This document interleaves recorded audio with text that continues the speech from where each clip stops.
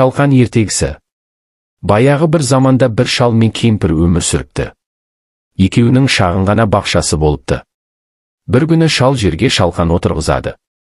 Күндер өте шалқан өте үлкен болып өседі. Уақыты келгенде шал шалқанды суырып алмақ болады.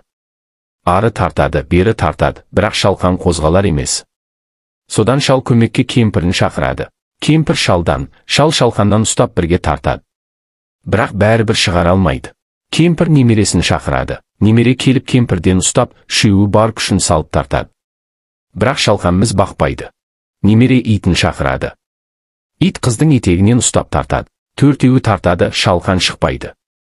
Ит көмекке мысықты шақырады. Мысық иттің құйрығынан ұстап, бәрі бірге жұлқиды. Бірақ шалқан әлі шықпайды. Сонда мысық тышқанды шақырады. Тышқан келіп мысықтың құйрығынан тартып қалғанда топ етіп жерден суырылып шығады. Бәрі құлап түсіп күліп, үлкен еңбектің нәтижесіне қуанады. Өйткені бірлік бар жерде күш бар.